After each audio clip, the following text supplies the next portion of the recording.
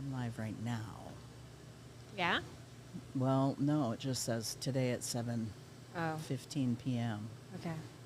But I don't know why it's not already showing that we're there and live.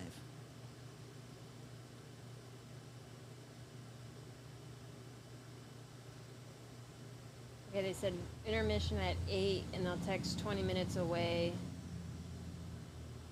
from it for you to go in there. Okay.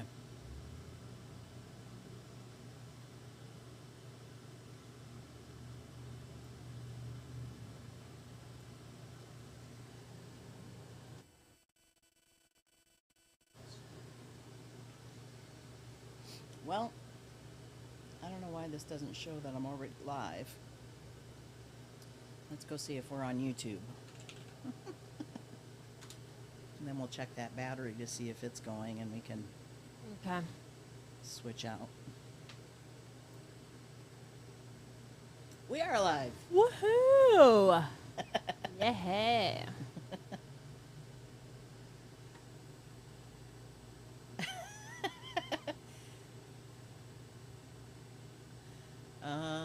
Why is all this stuff on on the screen there though for that? That should all be off.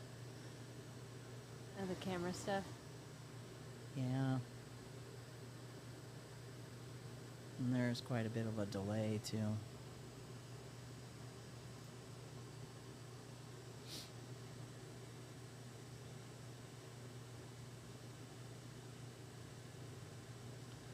I wonder if I still have that on autofocus or manual focus or this needs to come down.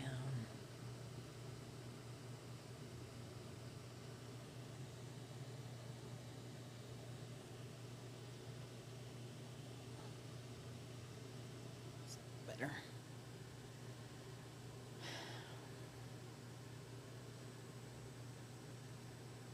Yeah. Well, we may as well just start talking because we are live. All right. Right now, we are live. I'm here with my good friend Lauren. Hello. They, them. They, them. They, yes. them. Lauren, yes. they, them. We are parked in the parking lot of Ted and Wally's in the heart of Benson, y'all. Mm-hmm. In the heart of Benson. And I'm super excited because we are out here supporting the event with the YP Chamber Group. They're inside the Benson Theater having drag queen bingo with my best Judies, with my best girlfriends, Felicia Savage and Cece McQueen, whose balls will be dropping. I think they're already dropping. They started at 7, didn't they? Right? Yeah, they did. Yes. So the balls were dropping. They are dropping. So if you're not at the Benson Theater right now enjoying you some drag queen bingo, well, then you are missing out, my friend, because there are prizes galore to be had at this event. But you can't miss us. We're in the Pride Tour trailer. It's huge 27-foot travel trailer with a big old intersex inclusive two-spirit progressive pride flag on one side facing out into the street, which is super cool, so anybody driving by is seeing it.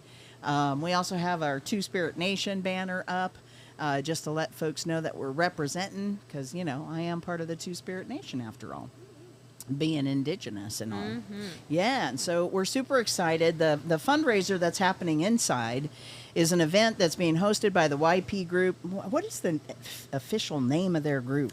I believe it's just YP Council. Okay, so the YP Council is throwing a fundraiser inside Benson Theater today, and they are, the fundraiser is for Hugh Spring.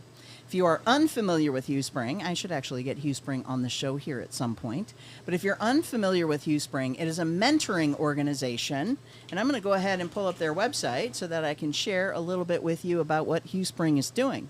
I do believe that they're actually accepting applications right now for their next round of mentors and mentees.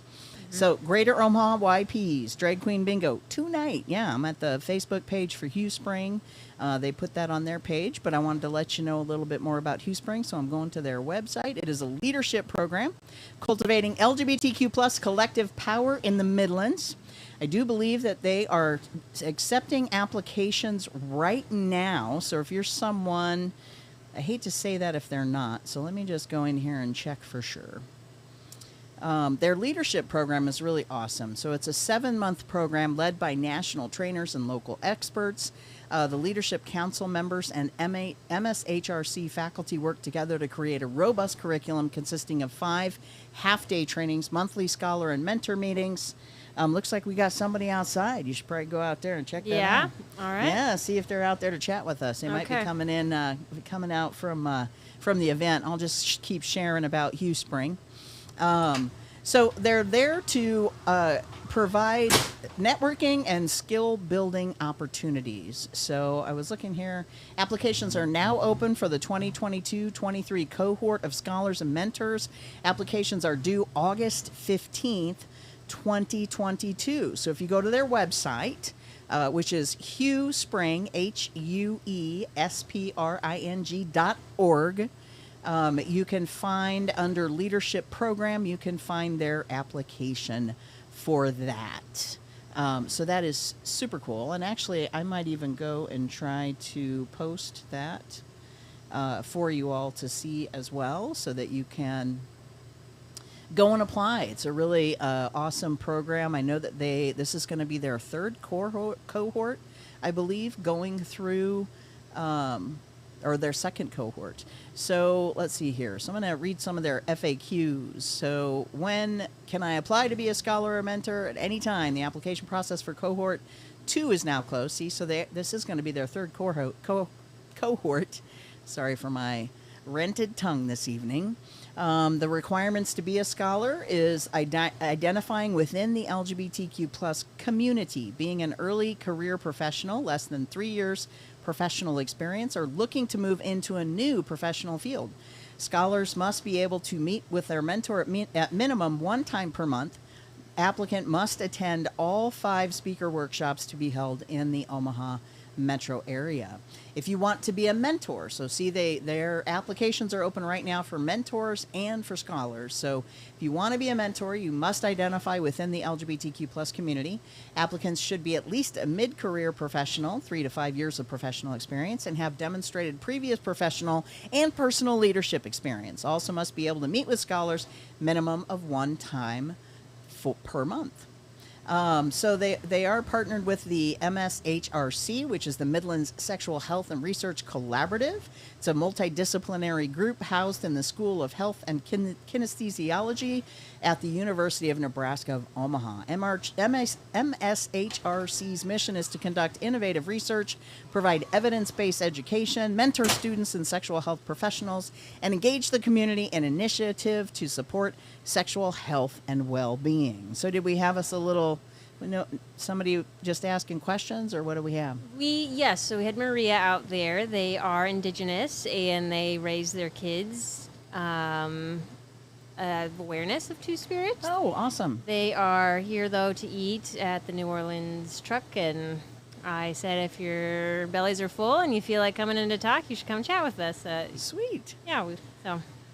Very cool. See, so we're just out here kind of connecting and engaging folks. And if you have been following the Pride Trailer and you're interested in coming by and saying hi, I know parking kind of stinks about this time in Benson on an evening, so that is just something to be aware of. But if you want to come see us, come on down and say hello, because we are going to be here in the Pride Trailer. Live streaming. I mean, I might just sit here and talk to you. I might just keep talking. I don't know. But I can talk to you, right? Yes, absolutely. Yeah. All right. So, did I ask you this before, Lauren? Did I ask you, what does pride mean to you? You have not. I have not been fully interviewed yet. So, yeah. You know what I'm going to have you do, though? Is I'm going to have you scoot this way a little bit and then turn the microphone. Because then we can see more of your face. Oh, okay. There we go. I'm going to get up and turn this. Okay. We're doing it live. Okay. Yeah. They're gonna see all of our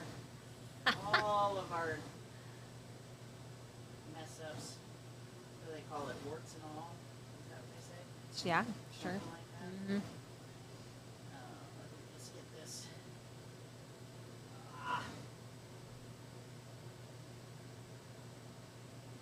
That's much better. Now we can see your face.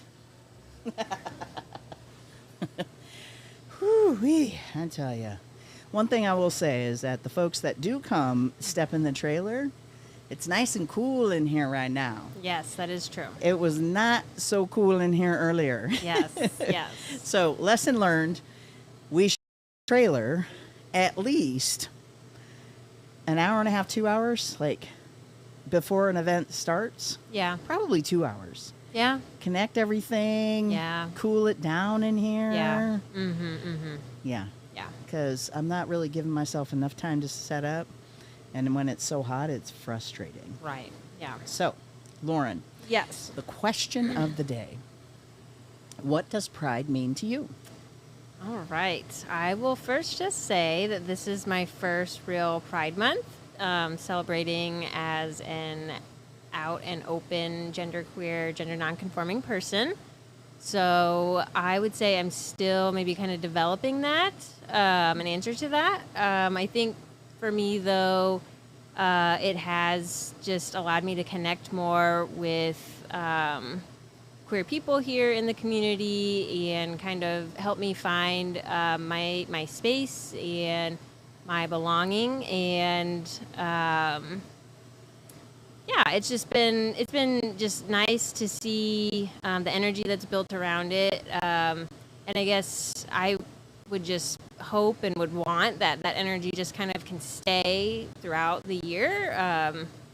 I know I've heard it's very corporate and things like that, and so after this month or after that month, it just kind of dies off. So I guess we'll see what that is like. But Yeah. Yeah. So how do you feel about sharing a little bit of your story with us? I mean, do you feel like who you were as a genderqueer person is something that you were always aware of? Because I think that there's a lot of stigma around people who come out a little later in life, I think, sometimes, because people are like, wow, why did it take so long? Right? yeah, absolutely. So would you be willing to elaborate a little bit on that for us? Yeah, for sure. I would say it definitely has been something that I've always kind of questioned and I've always had struggled with understanding.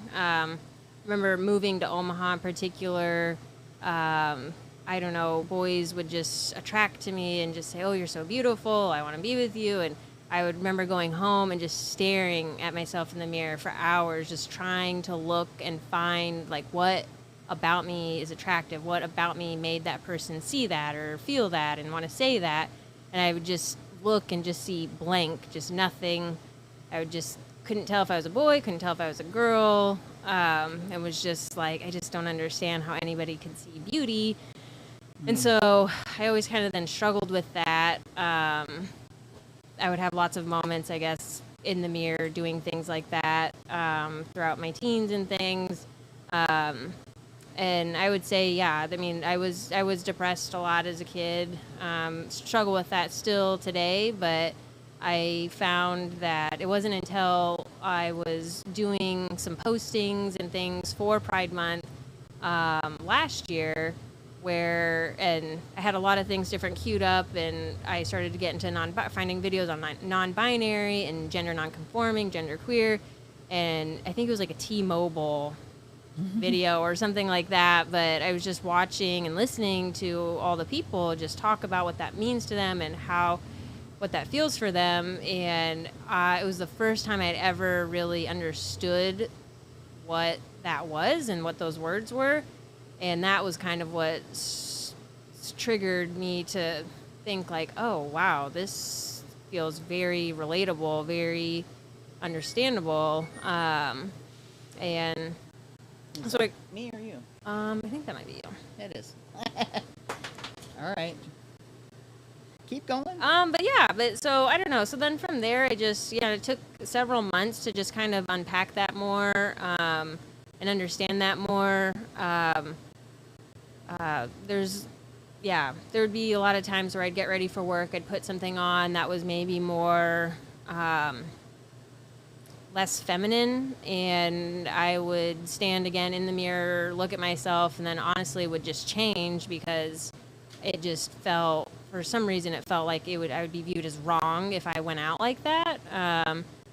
And so, yeah, started to unpack those feelings a little bit more, trying to understand, well, why am I just trying to push myself into this feminine box? Why am I always trying to come out and present in this very feminine way? And yeah, I eventually cut my hair too. That was kind of a big piece. I'd always believed that in order to be beautiful, you had to have very long, beautiful, luscious hair. And I'd always wanted to cut my hair, but was always very afraid to do it because, again, I had that weird, like, oh, I'm going to feel like I'm going to look like a boy and things like that. And I finally told myself that's a ridiculous reason, so went and did it. And it honestly took a little bit to get comfortable even with, yeah, a shorter hairstyle, but now I just feel like it's just so much a part of me. And honestly, once I made that decision to just, yeah, like, they, them is what feels right. That's what feels the most right. And that's what I'm going to go with. And that's what I would like people to use and call me and to refer to me. And after that, there was a very freeing moment. I felt very free to just dress how I want and be how I want. And so what would you say is the thing that resonated with you the most as you were, reading different articles or watching different videos? And then how did you kind of disseminate that information for yourself? So maybe someone else might be watching those same videos and be wondering some of the similar things. Yeah. Honestly, the thing that resonated me with the most, a lot of what folks kept saying and expressing was just freedom to just express and be who they are fully in themselves. Just freedom of that. And that, I think, is what resonated with me the most. Just because, I don't know, when you live on the binary, it's very clear where your lane is. It's very clear where you need to be standing, where you need to be going.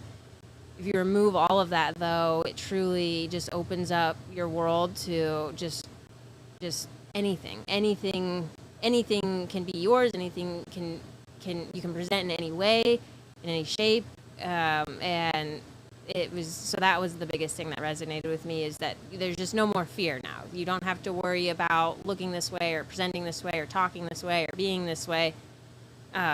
So would you say then that your biggest fears came from having to fit yourself into what being assigned female at birth said you had to be? Yes, absolutely. And so, because I know other folks who have kind of, found their way in a similar vein, because they've looked at it like, I can't have short hair because I'm a girl. I should have long hair. And it just is it's so, Mm-hmm. I get it from a perspective of someone who is, I would say I'm non-binary more so than I'm trans-masculine, because intrinsically I feel like I possess both masculine and feminine energies. Mm-hmm. But I remember very distinctly, 10 years before I even came out as trans in like 2016, I started cutting my hair shorter and shorter and shorter. And then I had to leave one of the stylists that I was going to because he refused to cut my hair as short as I wanted it to be. Mm-hmm. And his biggest thing was, you're going to hate me. You're going to be mad at me. And I'm like, look, this is my choice. This is my head. Yeah. I want it this way. And Yeah. I really literally was, many times had just wanted to shave my head. Yeah. And Yeah. so, there was that voice inside of me that said, but you're not supposed to do that, because at a very young age, as I was expressing more masculinely, I was told you can't do that because you're a girl. Yeah. Then I was constantly told I was a tomboy and this, that, and the other. Yeah. Yeah. My grandpa, honestly, because I've gone back and forth. My casual dress, the dress that I feel most comfortable in, it's very just large, oversized T-shirts, baggy pants, that type of a thing. And anytime I'd go visit my grandpa, he'd just look at me and be like, "Oh, Lauren, you would just look so beautiful if you would just wear a dress. Why don't you just wear a dress, Lauren?" And I'm like, "Oh, Grandpa." Oh, Grandpa. I mean, bless his heart. He's just an Yeah. older guy, right? Yeah, I mean, and yeah. he's looking at the world from a lens Mm-hmm. that is really no longer applicable. I guess if we look at that, I mean, it's like I don't I don't know. I just don't see anymore. I just don't see things the same way I used to. Right. Like even, like I know that for myself, feminine and female references just don't fit for me. Yeah. But it's more so based on like extrinsically, what am I showing you? What am I telling you? But intrinsically, I know for myself, because this is a double-edged sword as well. I mean, I have people who will, have told me that I was behaving in very toxically masculine ways. Hmm. And I mean, granted, you've spent some time with me. I do drop a lot of F-bombs. And I get frustrated very easily. And 95% of the time, things don't go the way I want them to. Well, yeah. And so, if you knew my dad, Mm-hmm. you'd understand where that comes from. Mm-hmm. But I don't think, like, I try to tell people when they're around me, like, hey, look, I get frustrated easily. I'm going to drop F-bombs. Please don't take it personal. Oh, that's just frustration. That's not toxic masculinity. But I mean, I have people telling me that. I Mm. just do. I have people tell me that all the time. So I don't know what is going on with this thing. I keep trying to check and see if we're live on Facebook yet. I know that we are live on YouTube. I don't know who's going to be watching over there, but we'll go ahead and let that go because at least we know it's there. But I'm just kind of sad about... That was the old one. Because I like interacting with folks when they're there. And it just isn't there. But I do know that we are live on YouTube, so if you happen to be catching us there, I might actually go and just copy this and paste it. Share that to Facebook.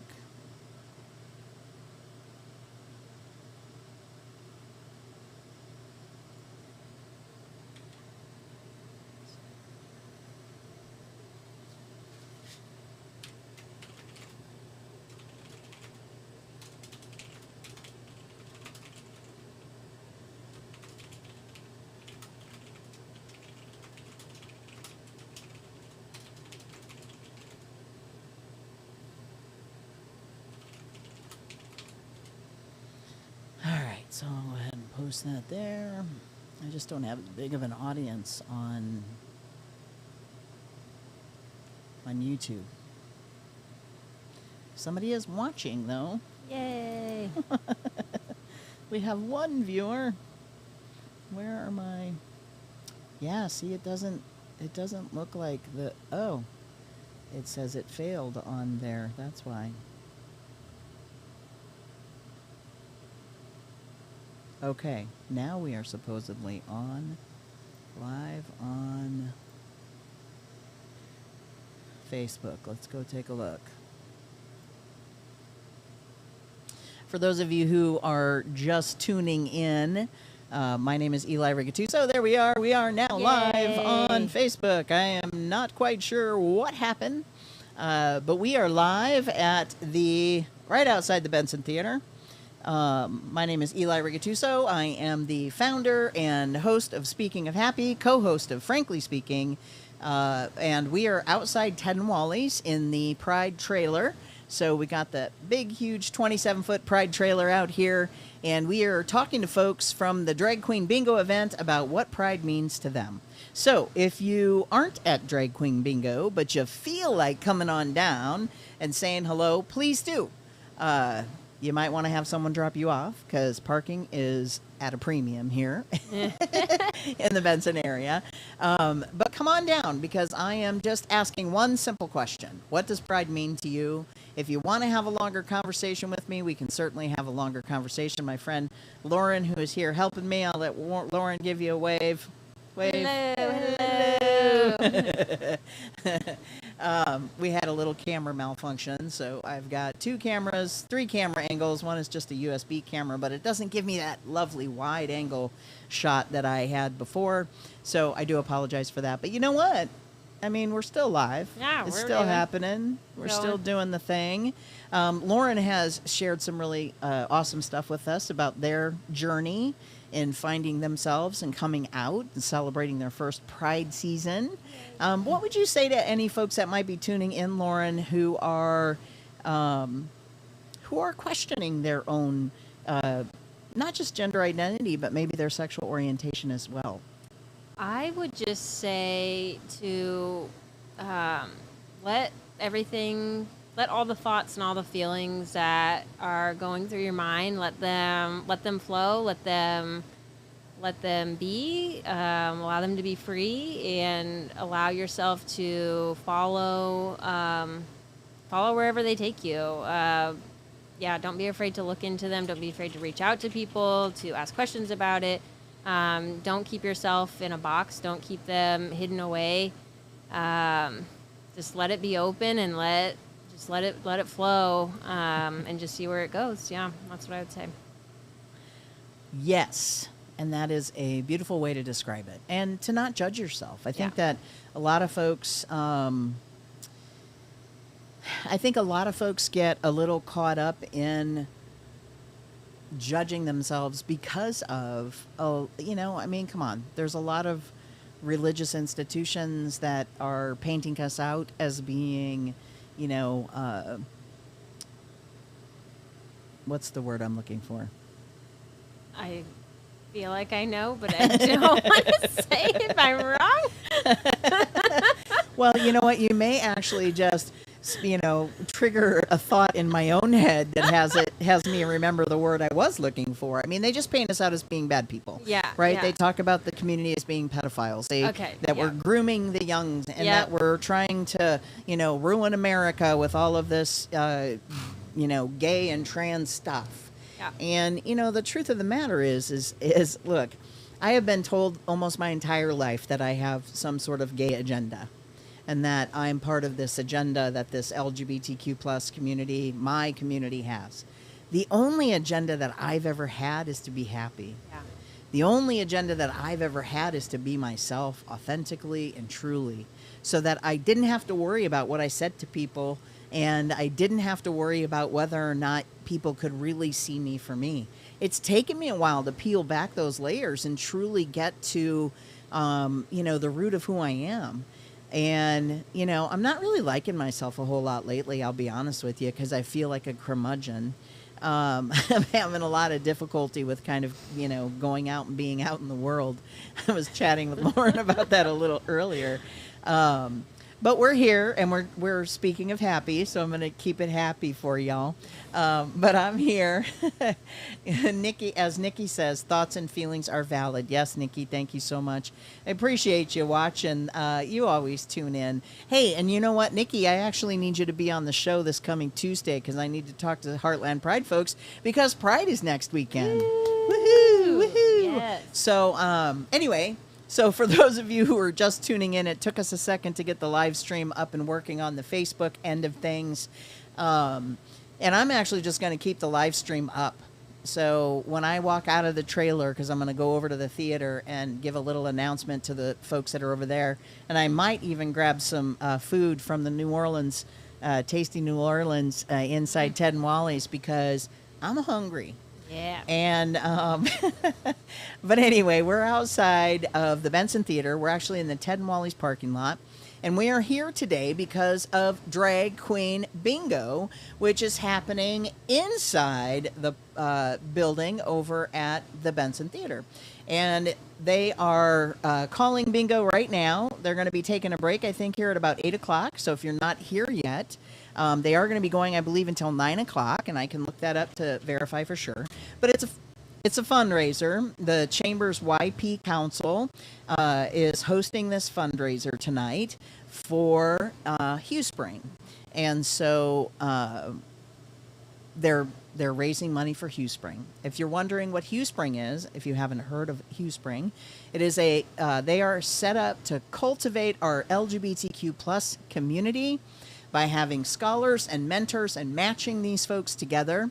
They spend 7 months together and learn how to be leaders. And so that's kind of an expedited Evelyn Wood speed reading version of what they say on their website, but it's a leadership development program tailored to LGBTQ plus early career professionals, and they match the early career professionals with senior level mentors or field specific mentors for a 7-month program led by national trainers and local experts. So very, very cool. They do really, really super great work. So I'm happy that the YP folks are doing this fundraiser tonight. Yeah. And so, I might even kick out a little opportunity, but I might not do this yet.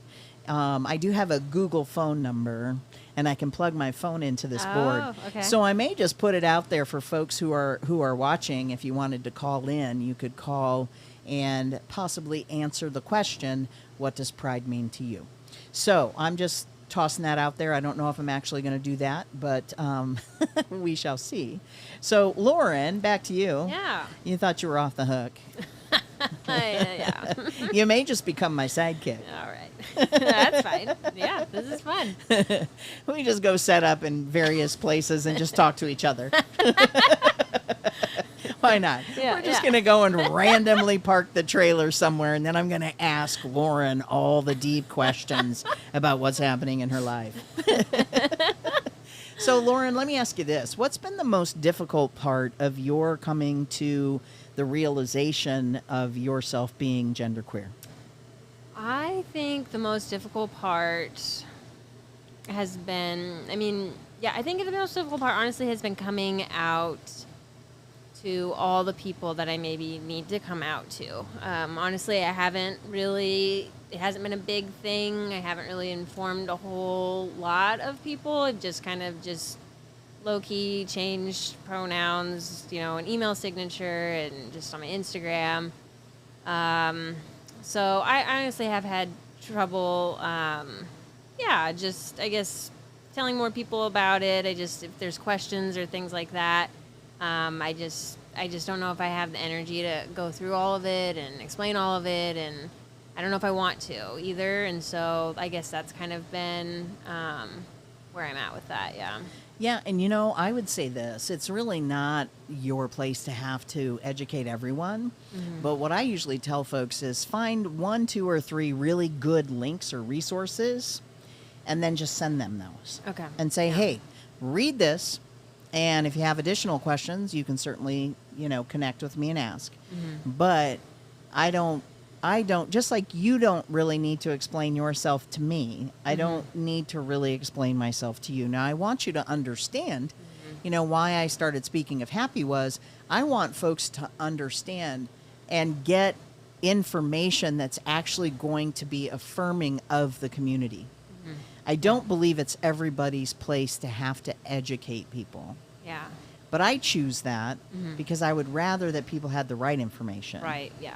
And you know me. You've known me for a while. Mm-hmm. I will call you out. Yeah. I'm not afraid to make comments and check people who are saying things that could be hurtful to the community. Right. Right? Yeah. Yeah. Absolutely. Yeah. Yeah. You're like, oh, I know. What questions do you have for me? Or I can keep asking you questions. Well, I guess, yeah, maybe we could talk more about speaking of Happy and, I don't know, I guess just, the journey that it's been so far to get to where you're at right now. Oh, okay. Let's see. Wow. Well, my journey's kind of interesting because I've come out a couple of different times. Multiple times. According to my mother, the first time that I came out, I was somewhere around, 5, 6, very young. And that was when I told my parents that I believed that I was a boy and not a girl. And in 1970, what they did is they said, okay, this too shall pass. Right? And so it kind of just became this thing that you just didn't talk about. So I was forced to hide myself, right? And here's the thing. I actually started Speaking of Happy in 2009. Oh, wow. Okay. And so I had the Facebook page, I had the Twitter page, I had all these things, and I had this vision of how I wanted it to be. And honestly, this is really kind of what I envisioned. Oh, wow. Was Okay. to be able to really have a place where I could get people in an environment, right? Yeah. Where they felt like kind of fun and cozy. Yeah. Yeah. And to be able to have a conversation, like a real conversation about life, about who they are, about what's important to them. Like, I am naturally curious about people. Yeah. And, I'm also Indigenous. I really believe that if I had been born, a number of centuries ago, years ago, with my people, I probably would have been the story keeper. Okay. Yeah. Because I have kept a lot of stories. Like, people naturally tell me stories. Mm-hmm. And there are things that I don't share. It's not like I pass them on. It's not like I share some of the knowledge that has come from those stories, right? Yeah. So, but I don't necessarily share about whose story it is. Right. Okay. Yeah. But in my Indigenous community, a story keeper was someone who actually did keep the stories of the tribe and then share those stories Wow. so that they could stay alive and be passed on from generation to generation to generation. Yeah. And that was kind of why I started Speaking of Happy. I mean, honestly, initially it was because I wanted to put the word happy back into the word gay, Okay. right? Okay. Yeah. Mhm. And I kept saying, like, we were putting the focus in the wrong place. Yeah. Yeah. right? Yeah. Can we just be happy again? Right. Yeah. And so I wanted to, like, have happy and uplifting conversations about the extraordinary things that I saw the people in my community doing. Yeah. Like Cece McQueen, who's in there calling Drag Queen Bingo with my good friend Felicia Savage. Cece started Drag Queen or Drag Brunch. Oh. She started Drag Brunch Lincoln. Wow. It's Wow. now expanded into Omaha. Like, she's a black trans woman. She's 30 years old. Wow. The average life expectancy of a black trans woman is 35. Wow. Yeah. And most of them don't see entrepreneurship in their futures, right? Yeah. Yeah. But Cece is like breaking all of these barriers and these boundaries. And there's a lot of other people like that. So I wanted to capture stories so that I could share those stories out into our community and spread hope and inspiration and be something people could be proud of. Absolutely, Right? yeah. Yeah. And I will say that is what, when I first met you, Eli, that is what, your spirit is what attracted me to you, and so once I learned about all of this, I was all in, 100% support. I wish I was rolling in dough because we would just pop this thing off so much, but yeah, it's just all so important, and I think it's so impactful, and I just really hope that people can see this work, see how important it is for people to have these stories, see these stories be shared, and go check out the Patreon. Show Speaking of Happy some love. So yeah. I appreciate you saying that. Yes, if you are watching and you are wondering how you can support this effort, if you go to Patreon, patreon.com/Speaking of Happy, you can actually become a monthly supporter. Actually, I believe, Lauren, you are a monthly supporter. I am. See? You're like, I really love supporting you until I started working with you. Oh no, that is not true. Until I'm I came gonna, I'm gonna keep getting better and better every time I'm learning something to get quicker and quicker. So Well, that's perfect. I keep thinking to myself, if there was a way to keep this place cooled down, even when we're not doing this, right? Yeah. Then I wouldn't have to tear everything down every time. Yeah. So, Okay, but yeah. it's just not possible. So Yeah. it's like, a lot of this electronics equipment and a lot of this equipment y'all can't see. Although here, I'll just do this. yeah, it's real deal here. Yes. Real deal. So I'll give you a little tour of the trailer. So we've got a computer that's set up here. This little board here is what is helping me live stream from multiple camera angles. And then we've got this soundboard that's tied into that. And then we have a couple of cameras. There's that camera there, and there's that camera there. And I did want to put a second or a third camera up, which usually is on this green tripod. Which is usually on that green tripod right there. We got a ring light so that that's what makes Lauren look so great. And here, we'll show her camera angle again. Look how good that looks. Gorgeous. So I got it all set up here. Whoops, I'm gonna make people sick. But anyway, so here we are, and look, I can even show you. We're outside, right outside Ted and Wally's. We got the big Two Spirit Nation banner hanging out there. As a matter of fact, Lauren said we've had a couple of people come up and thank us, right? Like, what is this? Yes. Tell us what they were asking you. Yeah, so we had one person come that works in North or South Dakota on two of the reservations, so they're very informed on Two Spirit Nation. So they, loved seeing this, loved seeing us out here. Then I was talking with Maria and their partner, shared that she is Indigenous and that they've raised their kids to know what Two Spirit is. And they were out here to get a bite to eat. I invited them to come and chat with us, so we'll see if that happens. But yeah. Awesome sauce. Yeah. All right, y'all. Well, I'm not going to turn off the live stream. I'm just going to let it go. And but I need to get some food. Yeah. I'm starving. Yeah. I would leave you in here, but then you'd be talking to yourself. Yeah, and I don't want to do that. I don't want people to see that side of me. What are you trying to say about me? Because sometimes I talk to myself. I'm all for it, but I just don't want it to be out on the internet. Oh, I see. You'll talk to yourself by yourself. Oh, yeah. Just not with an audience. I love it. That is hilarious. Let's see here. Text me when you come back, please, so I can watch. Oh, okay. When I come back from where? That's Nikki, one of our biggest fans. Nikki was watching.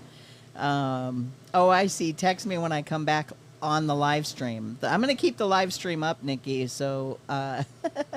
So you just keep tuning in. It's just you're going to be looking at an empty trailer. I might turn on some music, though. Maybe we'll do that. I'm trying to figure out... Oh, I know what I can do. I'm going to turn some music on so people can hear music while they're chilling out, waiting. I'm trying to find... What am I doing here? Anyway, again, we are in the, speaking of Happy Pride Tour trailer. We are right outside in the Ted and Wally's parking lot. So if you're out and about in Benson tonight and you happen to be seeing this, you can come over and say hi. Because I am asking the question of the day, which is, what does Pride mean to you? Next weekend is actually Heartland Pride's big kickoff, or big event, their big main event of the year, the Omaha Pride Celebration. The parade is happening. The Youth Pride is happening on Friday night. Be sure to tune in. Be sure to tune in to Speaking of Happy. This coming Tuesday evening at 9 p.m., we are going to be having conversation with the entertainment chair and a couple of other folks from Pride who will be giving us additional information about what's happening with Pride. Also, the Pride trailer is going to be at Youth Pride, and we are going to be inside of the CHI Center, the what do they call that? Like the venue? Convention Center? Yeah. Yeah. Mm-hmm. Yeah. Thank goodness I have you here with me. She's trying. Lauren's trying. But they're going to let me pull the trailer inside the convention center, which I think is super dope. So I'm really excited about that. I hope they're going to plug me in with electricity, though, because we're going to need it. Yeah. I'm sure they're not going to let me have that generator inside. But anyway, so we'll be at Youth Pride on Friday night. So that's this coming Friday night. And then next Saturday... the parade happens in the morning downtown. They actually have more people in the parade. This is like a record year for the number of entries into the parade. Wow.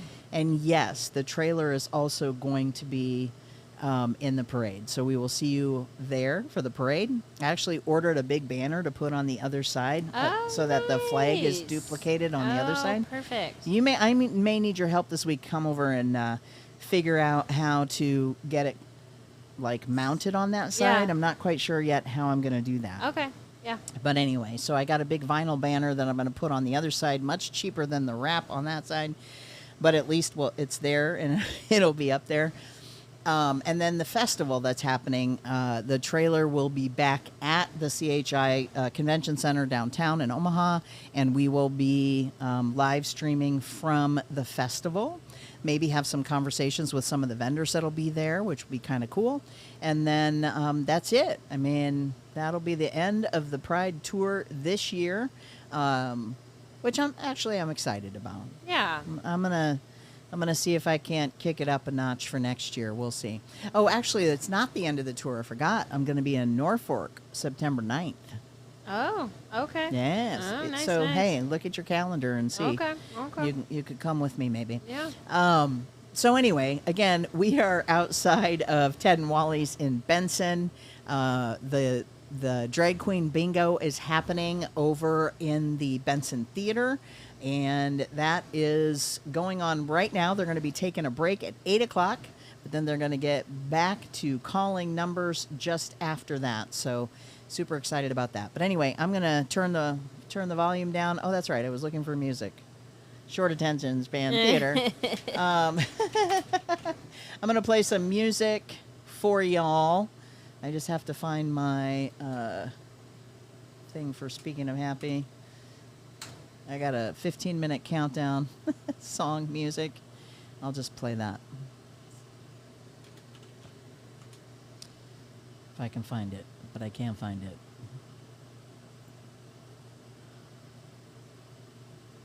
Y'all are thinking, he is crazy. What is he doing?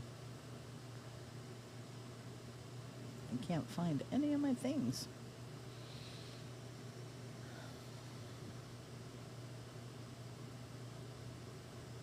Oh, I know why. Because I didn't bring my, I didn't plug in my external hard drives. That's what I went and did. But I wish that I could find me some music, because I can't just play regular old music, because I would get flagged for playing music that I don't own. Ah. Yeah. Ah. I see. Because it's a live stream. Yeah. Interesting. I'm trying to find my little 15-minute countdown thing that I thought I had on this hard drive, or just on the computer's hard drive.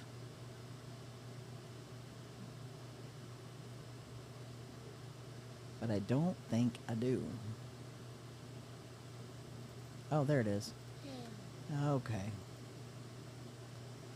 All right, so I'm going to go ahead and let this play.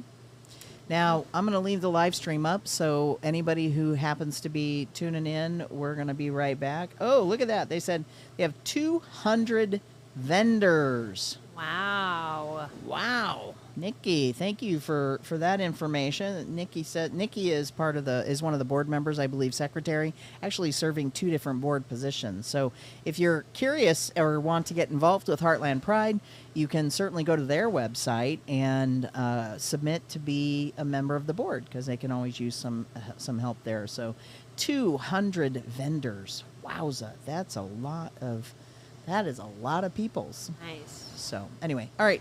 So we're going to play some music, and I am going to go and get some food. We'll be back.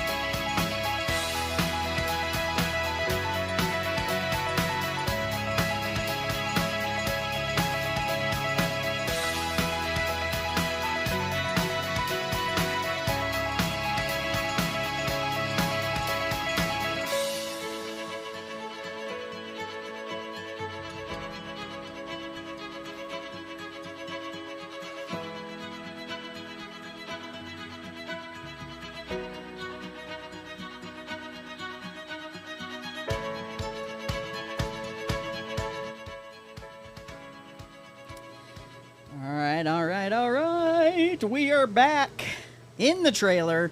I am Eli Rigatuso. We are streaming live right outside Ted and Wally's. We are in the Pride trailer, and we are just grabbing random strangers now. I'm kidding. We're just grabbing random strangers now to ask them to share with us what Pride means to them. And I'm so, actually, this is not a random stranger. So wonderful to see you again. Remind me of your name. I'm Olivia. Olivia, that's right. I was going to say Olivia. But Olivia, let's just share with the folks how I know you, Olivia. I had the pleasure a couple of years ago of meeting Eli through our podcast at the Women's Center at UNK. Erica Kahn had reached out, and it was one of the best interviews I've ever been able to witness. It was awesome. It moved me a lot. It gave me a lot of knowledge that I'd never had before. You know, I'd never interfaced with two-spirit individuals. So it was really beautiful and moving and educational, and such a great opportunity. Aw, you're too sweet. Actually, though, you know what? That was probably one of the funnest things that I have done in a long time, and I'm not saying that because you're sitting here. Mm-hmm. I think I've actually gone and downloaded that and shared it with my Patreon page because it just really meant a lot to me to be able to really authentically share myself. And I feel like the two of you created such a beautiful space for me to do that. So I'm so grateful for that. It's so cool to see also, you know, Kearney in Western Nebraska. It doesn't not have diversity there. I don't want to totally knock that at all, but They're doing an intermission now. Okay, would you do me a favor? Run inside and ask if Eli's food is ready. Yeah. And I'll wait there. Okay. Sorry about that. no. Juggling 5,000 different things. I can only imagine with everything that you do and the community and raising awareness and whatnot. It's a lot. It's awesome. But this is just so funny. But you know, Western Nebraska, I don't think realistically has some of those opportunities. So it was a really good opportunity there, and the diversity and equity department there has grown so much. I can't think of who runs that program now, but he's done phenomenal work. I mean, he's doing safe space training, at UNK's campus, and I just love to hear it, especially in times. So what are you doing now? Where are you now? I work at Project Harmony, and I find therapy for people actually right now. So Olivia, look at you.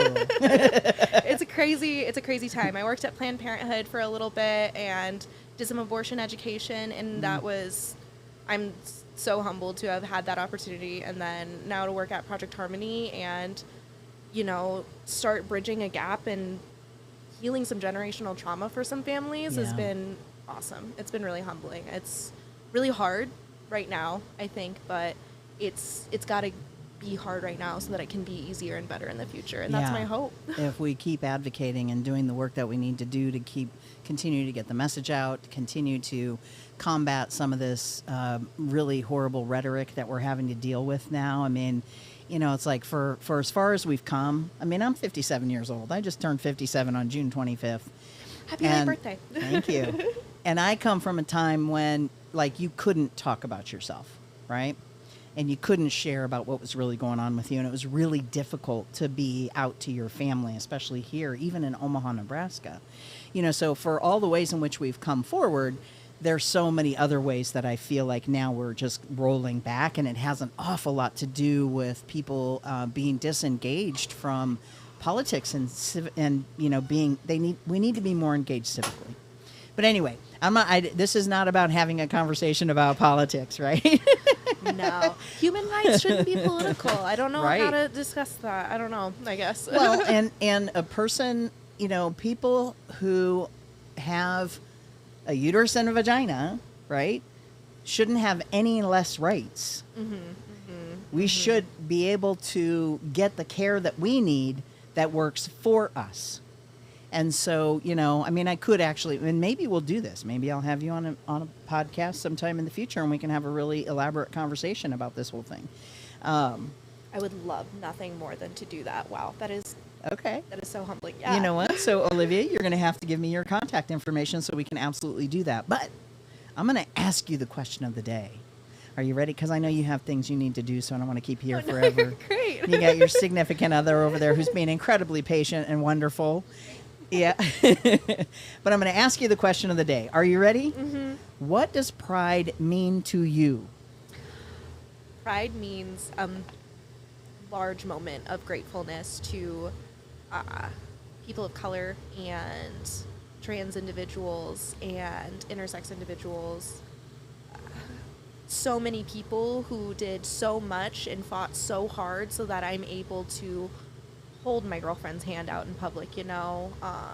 I'm a cisgendered bisexual woman, you know, and I recognize the privilege that I do have, that I'm able to do these things, and it's a healthy reminder, like you said, we have gone so far, and I'm so grateful for that, and I never want to take away from it, but I also recognize how far we have to go and how much I have to continue to keep pushing so that our kids can be prideful, you know, my niece can be prideful, all of these people in my life, you know, because I'm I'm the only openly queer individual in my family, you know, and it's uncomfortable sometimes, I think, for some people, but I'm glad to do that now because I think that that's the only way to continue that growth is to be uncomfortable and sit in it. Yeah, and you know, it's really, I think that we underestimate the importance of being the person who is the first in a family to be open. Mm-hmm. And I understand that that comes with some weight sometimes, right? Because you're probably having to answer a bunch of questions that, like, Google it. It's more so ignoring it, I think, actually, in my family. Unfortunately, I think that my parents and, you know, people just really struggle to want to even ask the question, and I'm somebody who is like, I want to have the conversation with you. I want us to feel comfortable in this because not asking the question, I think, hurts just as much, unfortunately. Yeah. But but I mean, I think it's important, and again, it's a form of advocacy that you are open, that you are not playing any games, that you are sharing with your family who you really are authentically and sharing your partner and including them in your life, because then it becomes, for some folks, it's like, oh, you're just like straight people. Mm-hmm. Mm-hmm. You know? I mean, y'all, what's that? You're just like people. We're just like people. There you go. I mean, we all deep down inside, what do we want? Deep down inside, we want to be loved and love. We want to be happy. We want to be sharing our lives and ourselves authentically with our families and the people that we care about. So I really appreciate that you were willing to jump in the trailer and and share with us what pride means to you, Olivia. And I promise you, we're gonna write down contact information and let's have a more in-depth conversation about some of the things that you've learned in what you've been doing in your work with Planned Parenthood and now in your work in your new position, and let's just share some of those connections and some of that information, because maybe there's somebody listening who needs to be connected. I'm like geeking out right now. Oh my God, I cannot believe that. That is so cool. That is so wild. All right. Well, again, thank you so much. Like I said, we are live streaming here outside of Ted and Wally's in Benson. If you drive by, you'll see the big Pride trailer out there. It looks like my camera angle is cutting off my head in this photo, in that image, but that's okay. Oh, I know. It's like that. That's why. I'm cutting off my own head. Anyway, I'm gonna run and take a really quick break because I need to run inside at the Benson Theater and let everybody know that I'm out here and what I'm doing. They asked me to be in there about now. And again, we are going to be here and for at least another 45 minutes. So if you happen to be in the area, please come by and step inside the Pride trailer. We're talking about what does Pride mean to you. Again, thank you to Olivia for jumping in. We'll be back shortly. Oh, actually, I got to put that music back up. Where did it go? Oh, I closed it. Okay. I'm going to play you some music while we head out here, because I'm not going to shut the cameras off. So here we go. There we go.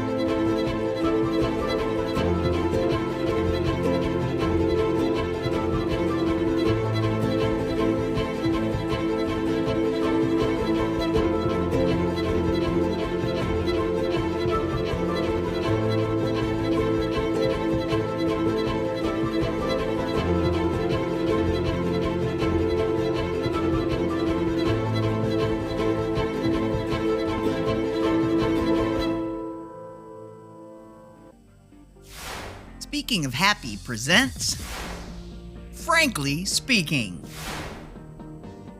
with co-host Eli Rigatu.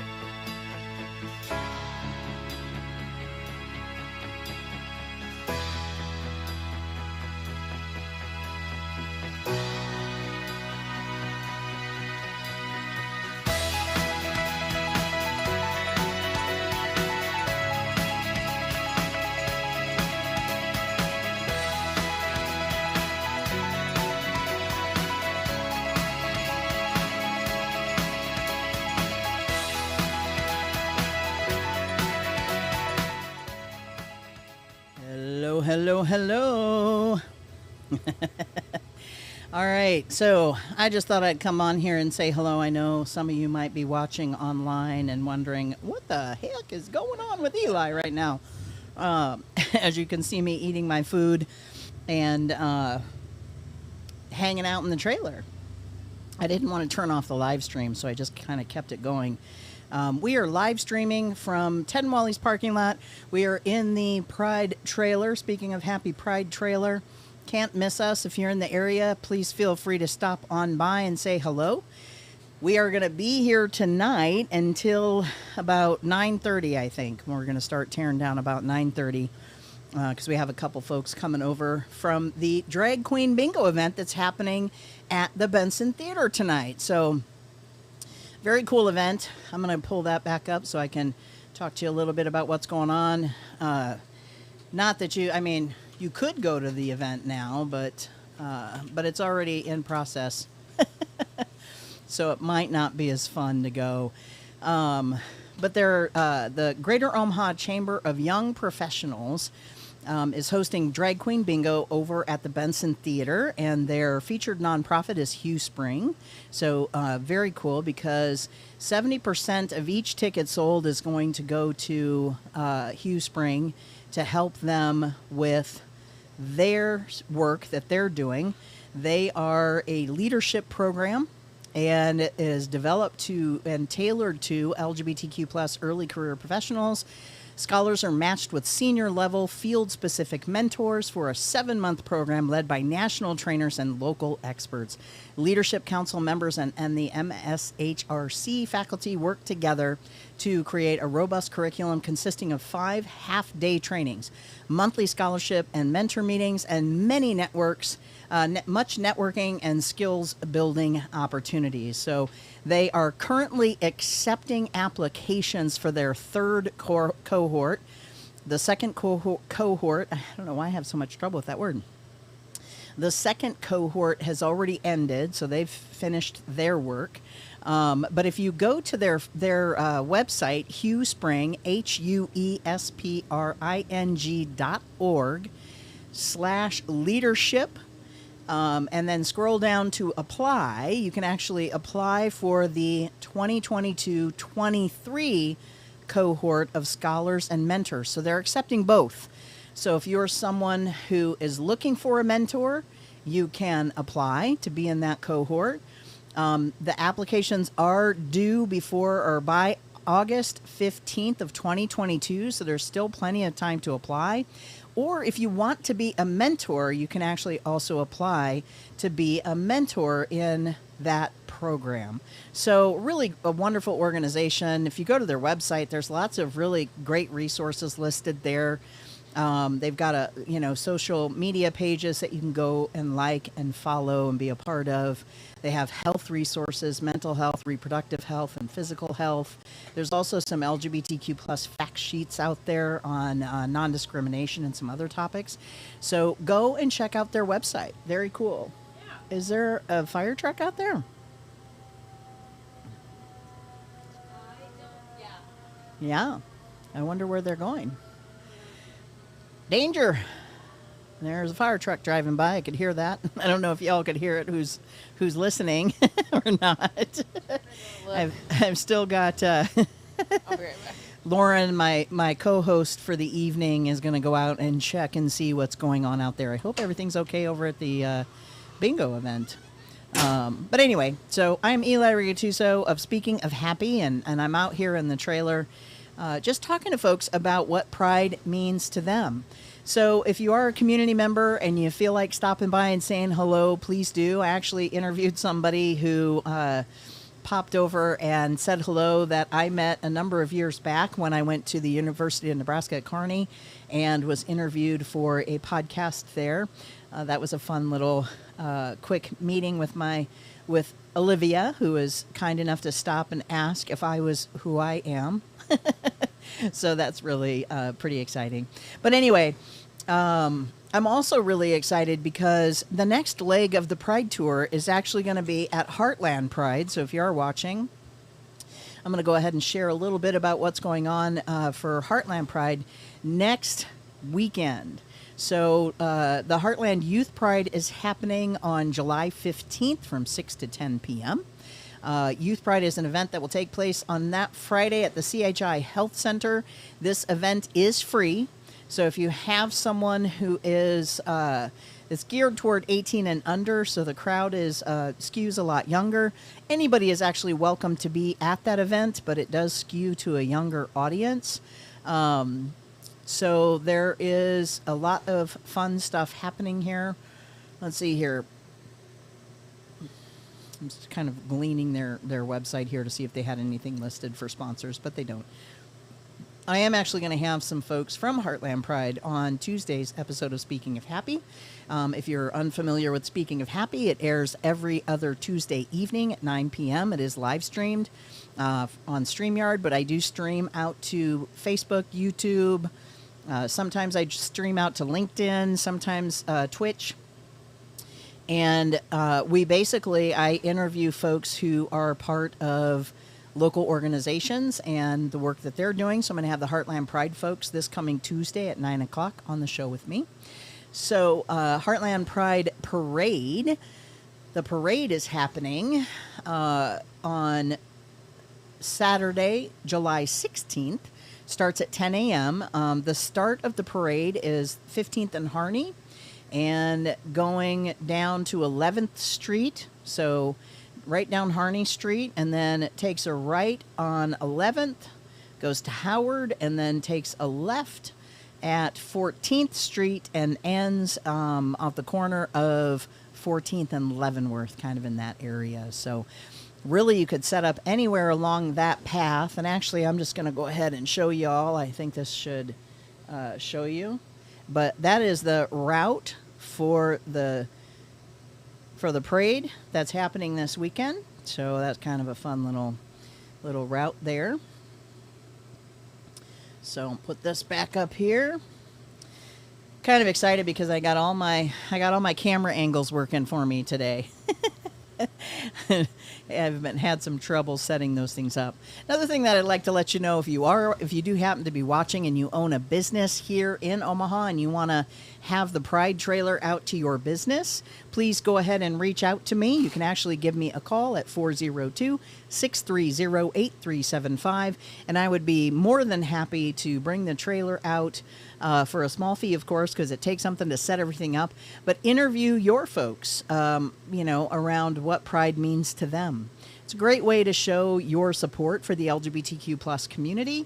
And I'm also accepting advertisers. If you want to become an advertiser on my show, I'd be more than happy to have a conversation with you about what that looks like. I'm also going to be opening up sponsorships for next year. And actually, I'm not going to call them a sponsorship because I am not a nonprofit. I want to be clear about that. But you do have the opportunity, if you are so inclined, to get your company's logo on the back of the trailer. So I have some really great packages available to get your logo to really show your pride to your folks who you work with by signing up and becoming an advertiser. And you can get your logo on the back of the trailer, and that's just a cool way to show the folks out in the world. And I'm trying to kind of keep a lot of the places that I'm going to are more geared towards like Nebraska, Iowa, kind of keeping it here in the Midwest more so than kind of heading out to some of the bigger prides. I really wanted to focus more on, you know, some of the smaller prides that don't get as much attention. So Lauren's back in here with me. What do you got to report about the fire? Not a whole lot. As soon as I got up there, the ambulance had sped off. So they usually call out rescue and fire even when there isn't a fire. yeah. So, okay. So yeah. So what else do you have to say? How are you having fun tonight? I am having a very enjoyable evening. Yes. So let's see. I'm going to ask you some more questions because now I'm going to try to eat a little bit of food. That's fine. Yeah. Go for it. So, what are you most looking forward to for this year's Pride? What I'm looking forward to most is just feeling the whole experience of it all.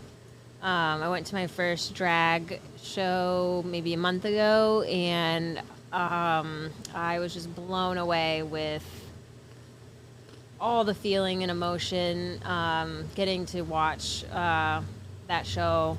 It was also super amazing. One of the Queen's mothers was there, and it was the first time that they'd seen their kid in drag, and so that was super touching. Where were you at?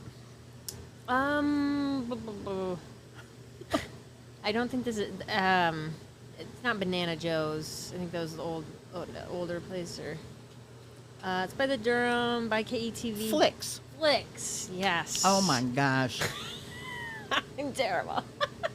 And it was Joe Bananas. Joe Bananas. Yeah. Okay. I don't know why I remember that. All right. So who were some of the queens that you saw? Oh shoot. I'm not gonna remember that either. I'm so sorry. All right, I won't put you on the spot for it then. Oh yeah. But yeah, that was just such an amazing experience. Just so much talent that's here. It was just absolutely amazing to see. So I'm just really looking forward to getting to be in that presence of just all the people who are there to celebrate the same thing, just love and happiness and joy and freedom to be themselves, and that's what I'm looking forward to. Well, I hear you. My first Pride ever was in 1988. Wow. And I was one of like 400 people that lined the streets for a march. And there were only 60 marchers. Wow. In 1988. Wow, that's amazing. Wow. As a matter of fact, the interesting thing is that there are still members of that group. I had a conversation with one of them, and I'm trying to connect with them and do some interviews to talk to them about what it was that they experienced back then and the contrast to what it is now. They're actually going to have a float in the parade. Really? Oh, Yeah. wow. So there's a bunch of them getting together who were at that very first Pride. Wow. Now, there's a number of them, unfortunately, who have passed away. But they are, they're going to have a float, and I am hoping to have some sit-down interviews with these folks so that we can talk a little bit about what that was like, the contrast between what's happening in America today The guy that I did speak to, who happens to be a really good friend of mine, his name's Vince. I've known him for decades. But Vince was saying there were folks who marched in that parade with bags over their heads because they were so afraid of being found out and losing their jobs. Wow. Wow. And so, a lot of people I don't think understand, it's like the history of Pride. Pride in most places started out as a riot. It didn't start out as a happy-go-lucky parade with a flag. Yeah. Right? Yeah.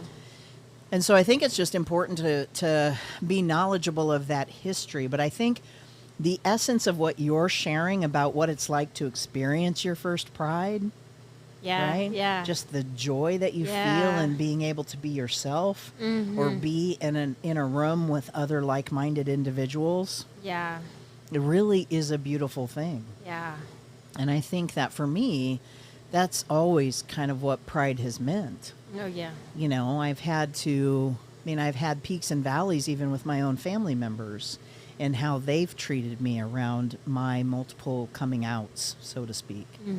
And I think it's important for other people to understand that, there's no one way of fitting into this, Yeah. right? Right. There's multiple paths to take. There's no one path. There's no right way or wrong way. Now, there is a way that you can actually cause the community more harm than good if you're not knowledgeable about some of this history. So it's kind of interesting to me. I just, Yeah.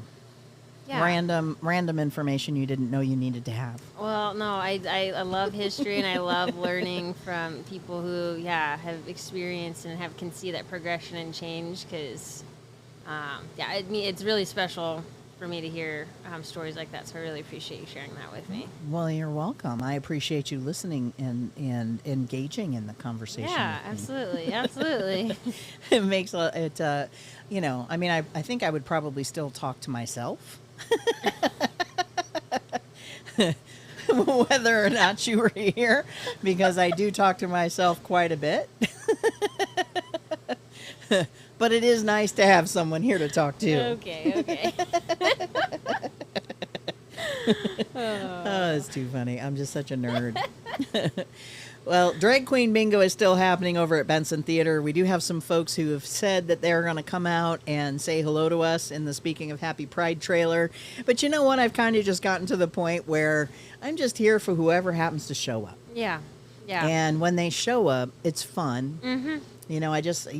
I was talking to Olivia, who is in here with me when you came back. Okay, yeah. And I met Olivia at the University of Nebraska at Kearney.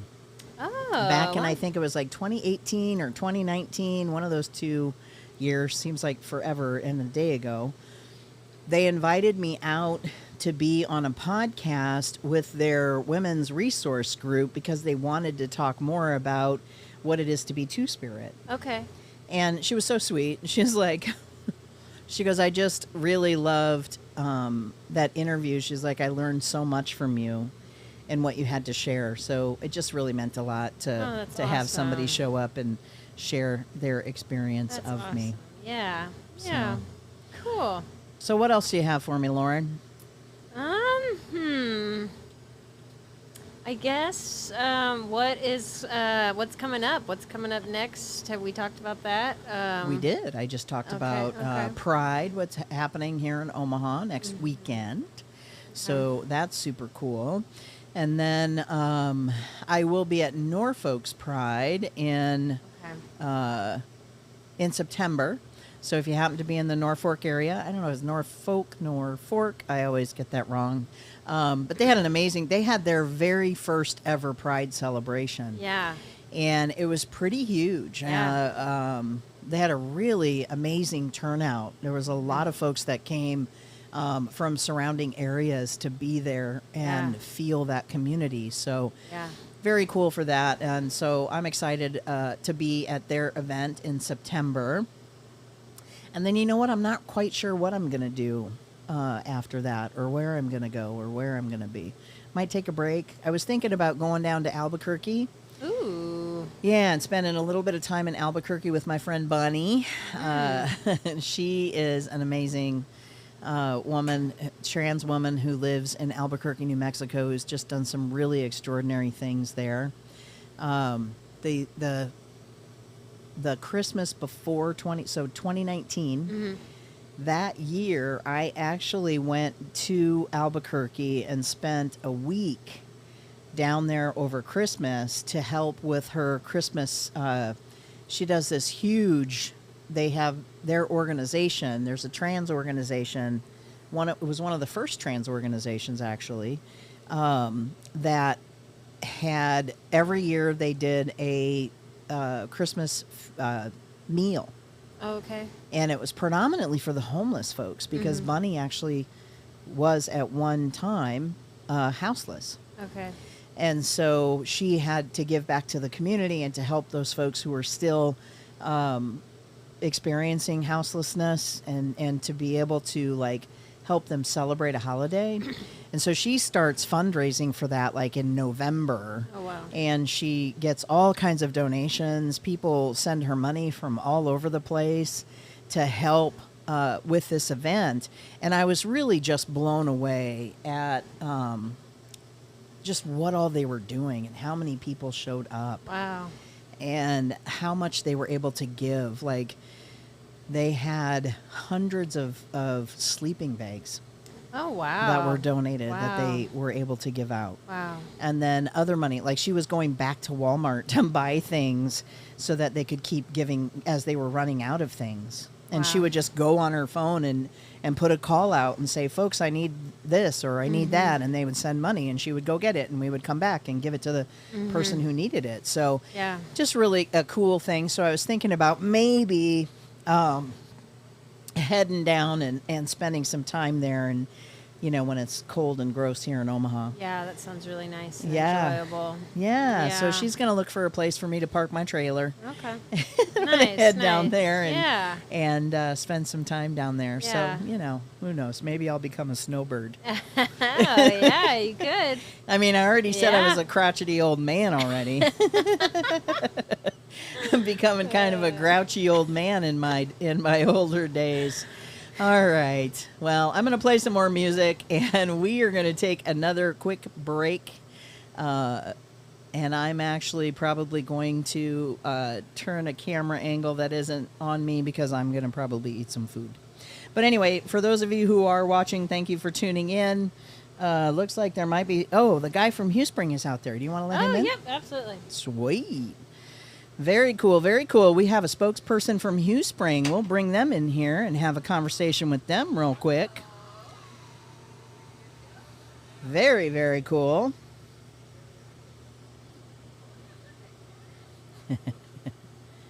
He's coming in. Sweet. You're going to have a seat right there. Okay, cool. And that's going to be the microphone you're talking into, so you'll kind of want to slide over in there. Slide a little more that way. There you go. Put those headphones on.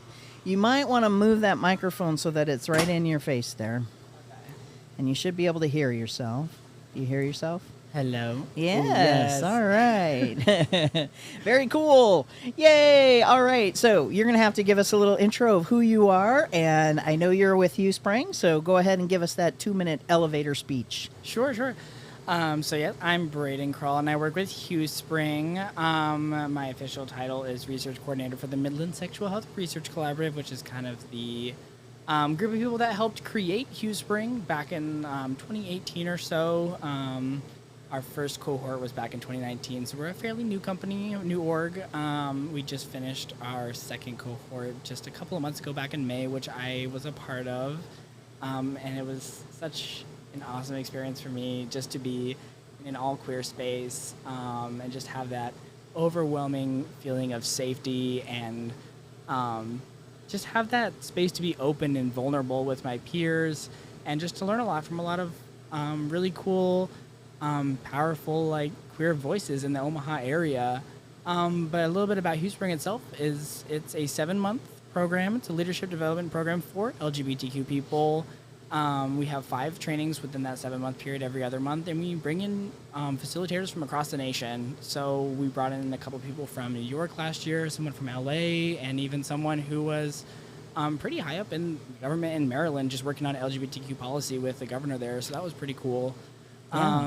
This year, our keynote person for our launch party in October is Arya Saeed, who is out of San Francisco and works with the transgender district out there. So we're really excited about that. That just happened this week. Oh, that's amazing. I love her. I've been following her on Facebook for quite some time. So that's very cool. Yeah, we're so excited to bring her in, and that's just one of the amazing people that we get to bring in. So there's plenty more where that's coming from. So there's a little snippet about what's happening with us this year. So what would you say was the most, what was your favorite thing about working with the mentors that they provide? And just pull that microphone, get right up there. Turn it a little bit towards your face. There you go. Just eat it a little bit. Yeah, there you go. that might be hard. Right. You can actually also tilt it up a little so you're not having to. There you go. Sure. All right. Yeah, see? I'm just teaching you a little bit about microphone etiquette. It's all good. It's all good. Get your mouth on it. All up in it. All right. So, your favorite thing about your mentor? Yes. So, I was lucky enough to literally have the perfect mentor. So, my mentor was Sarah Rips with the ACLU, and she is the only LGBTQ civil rights lawyer in all of Nebraska. So she literally has my dream job. So it was really cool to just get to pick her brain over 7 months and really just kind of learn more about what she does, and she kind of helped guide me through my application to law school journey and my LSAT journey and all that. So it was really cool just to have someone who, again, literally has my dream job. Yeah. And just have a 24/7 access to her. Yeah. And tell me a little bit about how that mentorship, how that works. So when you get assigned a mentor, and then how often do you meet with that person? Yeah, absolutely. With the trainings, you'll see everybody once every other month. But then in between those trainings, you can meet as often as you're available with the mentor, and as often as they're available for really anything you need. It can be as simple as just hey, I need someone to talk to. I'm having a rough week, and I just need someone to lift me up. Or, it can be something more along the lines of something professional, hey, how does my resume look? Or they're literally at your disposal as often as they're available. And obviously there's some people are more available than others, but you literally have as much access to them as you can coordinate with them. So it's really just an amazing opportunity to have a relationship with someone who is in the LGBT community, who is a powerful voice for LGBT issues. And again, you have pretty much as much access as you can grab from them. Well, that is really awesome. I appreciate you sharing about that. And so what would you say? So first of all, I had a couple questions. I was thinking about this and I was wondering, I love Sarah. You're right about her. She's amazing. Yep, absolutely. Just actually had a conversation with her earlier this week. So very cool human. Did you know that you wanted to be a lawyer prior to being a part of Hugh Spring? Yes. Okay. That was a journey that I have been pursuing for a while. And when I applied and when they asked these are our mentors for the cohort. And so when you apply and when you are accepted, we do give you the offering of these are our mentors and which ones do you feel would fit your skills the best? Which ones do you feel would give you the best, career advice, best opportunity to grow. And I just happened to have Sarah there as the best resource possible. And so I really lucked out. But even if I didn't have her, Hugh Spring is really good about using their connections to put people in the spaces that they need, even if that person is not part of Hugh Spring. Wow. Mm-hmm. That's nice. So can you tell me, do you have to be going to UNO to be a part of Hugh Spring? No, not at all. Okay. The people that run Hugh Spring are they are professors at UNO and or staff at UNO, but you do not have to be part of UNO at all. We have people from all walks of life, really. We have mentors from out Nebraska, ACLU. We have people in nonprofit management, business management, people from Mutual of Omaha. really an endless amount of people that are in the program. And it's not just Omaha either. We have people from Lincoln. We have people commuting from like Grand Island even. And I mean, we're trying to expand our reach as much as possible in the Midlands. And I mean, we're growing every year. So Yeah. it's pretty awesome. Yeah, that's amazing. And just to remind folks, I shared a little bit about this earlier. I was looking at the website, and I'm very familiar with HughSpring. I've been to some of the events that you've had. But the applications are currently open for the 2022-23 cohort of scholars and mentors. So if you want to be a scholar, as Braden was sharing, right, Braden, right? Okay, Correct. For a second there, I was like, am I right about it? Did I hear that correctly? Because sometimes in my mind, I'm thinking about a question, and then I kind of lose my train of thought. But anyway, okay, so Brandon was sharing earlier, so you do not have to be going to UNO in order to sign up. So you could be going to Creighton, UNO, you could be going to the University of Nebraska at Kearney if you wanted to drive that far from there, to be a part of and be a scholar. So you could be assigned a mentor. And if you are someone who is an LGBTQ plus person who would like to be a mentor, you can actually go and apply to be a mentor as well. Now, can you tell me a little bit about how that mentorship works for the folks who are signing up to be mentors? What are they getting themselves into? Yeah, absolutely. And I also want to say something. You don't have to be a student to be a scholar. You can be anyone who's 18 and older, so just someone who has the life experience of a college student. But I mean, for example, like I'm 24 and I just graduated from the cohort, but I mean, we had someone who was a scholar who was in their low 30s too. So I mean, Okay. The age range is really pretty wide, and I mean, the positions are more based on level of experience versus like actual age. But as far as your question goes, I mean, the mentors, what we ask of them is that they're able to attend as many of the trainings as possible, which there's 5. But I mean, obviously, professional careers are busy, so we understand if you can't attend every one. But we ask that you meet with your scholars, and if you have another mentor as part of your little group, at least once in between meetings, to discuss stuff that happened during the trainings, or I mean, just address anything else that the scholars need from you. I know for me, I was a pretty busy person during the last cohort, but I know one of my good friends, they met with their mentor probably 2 to 3 times a month just to like check in and be like, hey, I need someone to talk to. Like, I need some encouragement. I mean, it can be anything. Wow.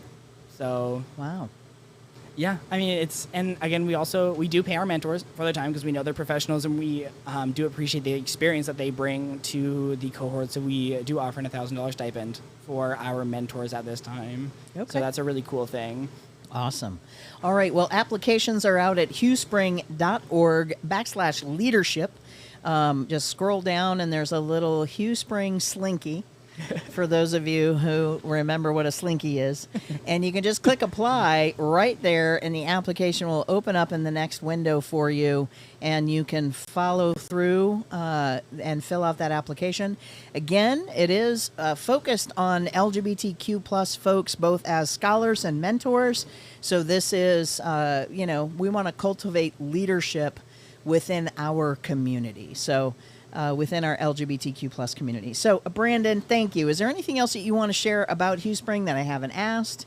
Anything else? Any other ways that people can get involved with HughSpring if they don't want to be a scholar and they don't want to be a mentor? Yeah, absolutely. Our leadership council, who is in charge of event coordinating, fundraising, curriculum based things as well. If you're not able to like meet those demands as far as like meeting those 5 meetings and everything, or being able to meet with your scholar and stuff, if you just want to be part of our leadership program, and we have applications open for that as well. And if you're interested in something like that, just emailing us on our website at info@hughspring.org, and that goes directly to me, and I can send you the application to our leadership council. And again, we have committees for curriculum, events, fundraising, and even team selection. So that's like deciding who is paired with who. So if you feel like your skills meet that kind of job versus like actual like direct peer-to-peer mentoring, I mean, we're happy to have you.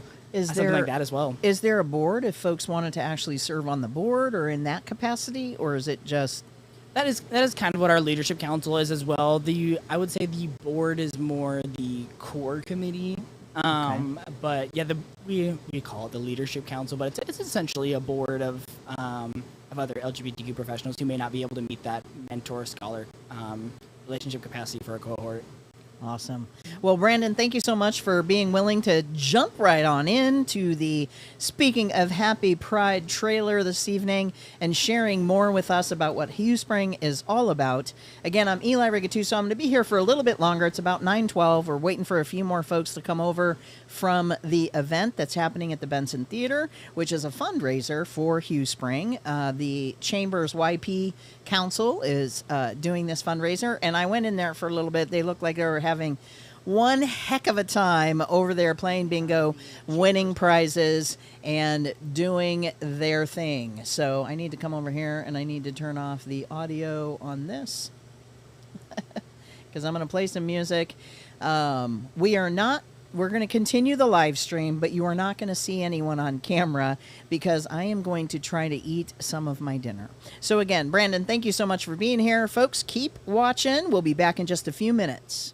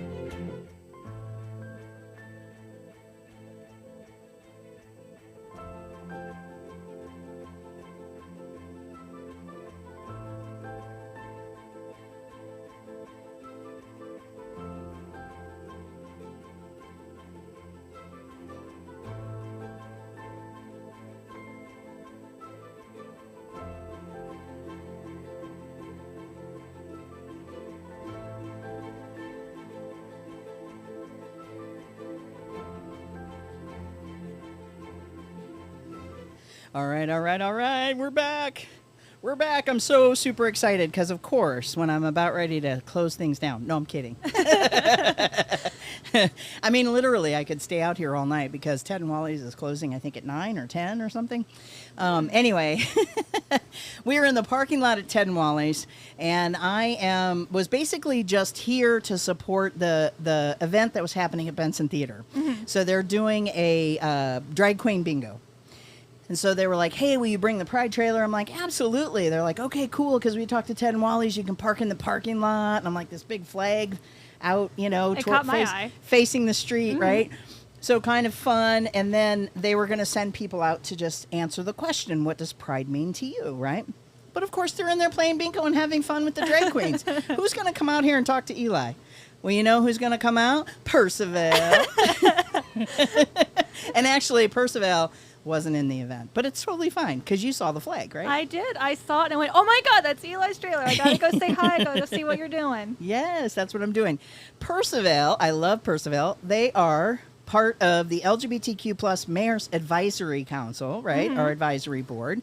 Well, we're not necessarily a board; we're kind of a council. But as you can see, we also have some people just peeping in on us, just to check things out, and hopefully also answer the question: what does Pride mean I'm to you? making eye contact with you. You have to do No it now. pressure. No pressure. So I'm going to start with you, Percival. What does Pride mean to you? No. I had plenty of time to think about that in the 5 minutes since I rolled up and you asked me that question. I don't know. Pride to me has always just meant rediscovering yourself and not being afraid of what you discover along that journey and not being afraid to tell people what you found out. Wow. Yes. You know what? You touch on something very interesting. And that is that I think it is totally okay to explore and possibly look at that things might be different for you. And even if, like, after whether you discover yourself the first time, you come out the first time, if later on you discover something new and you have to redefine what that is, it's okay to change. Nothing in life is static. Like, flowers bloom in the spring, they die. New seeds get sown and new flowers grow. You're always changing, and it's okay to be prideful of how you change. Oh my God. Winning. Right. Thank you. See, we have an audience now. So why don't you want to come to the Pride trailer and tell us, what does Pride mean to you, right? That was really a beautiful answer, so thank you. Absolutely. Is there anything else you would like to add to that? I love my wife. We just got married on June 26th. Yay!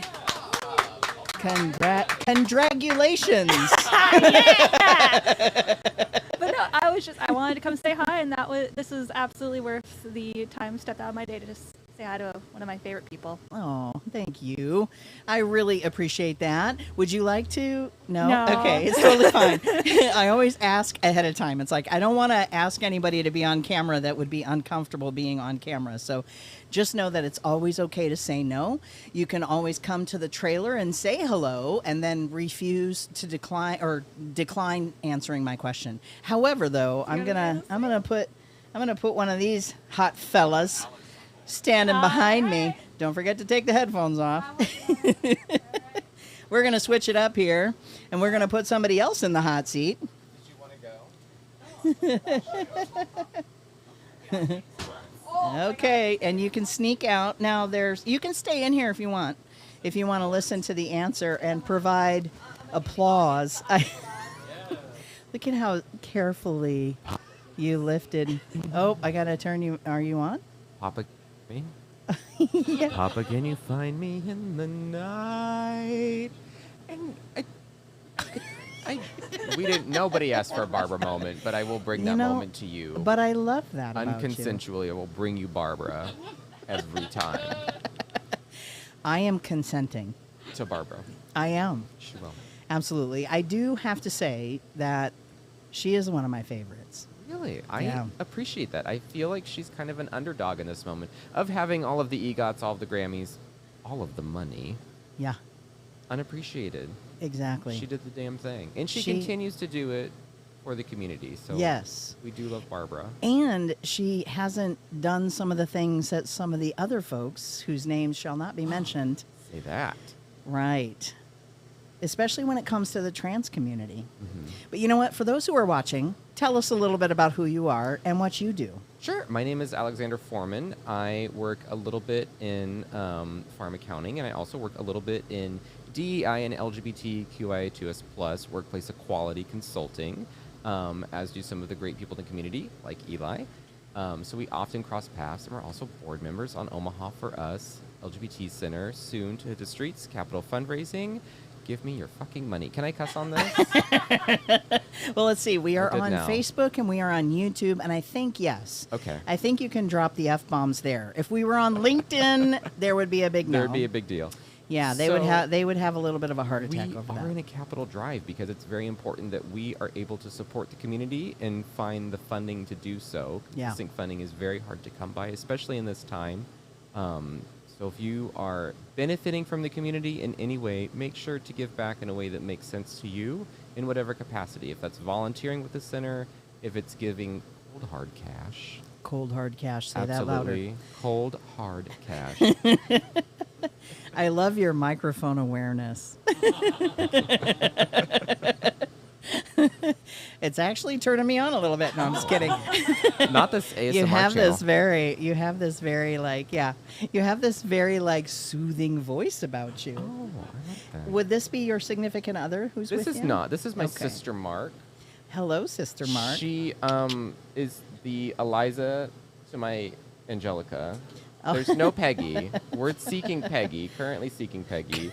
We are actually the First Wives Club of Omaha. Okay. I love that. Yeah, All right, so you're in the hot seat now, I Alex. am. So you have to answer the question.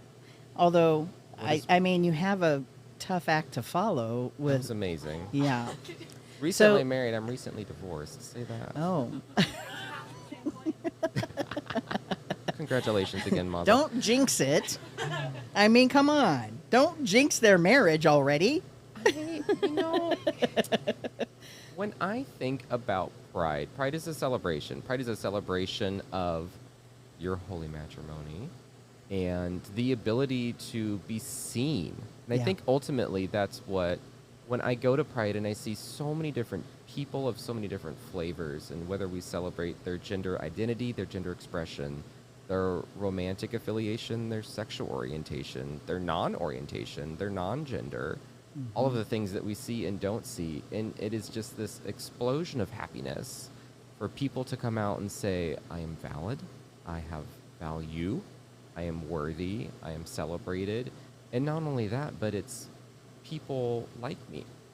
This might be the first time, and I think we often overlook that here in Omaha, that a large part of the people that attend Pride services actually come out from really the middle of nowhere. And those people who might not have anyone that looks like them, talks like them, sings like them, laughs like them, loves like them, that might be their first time finding that other person in their community. And I think that's always such a special event when you are truly surrounded by all of the people that love and support and embrace and celebrate you. That is what Pride is to me. It is a celebration. Oh my gosh. It is indeed a celebration, y'all. Right?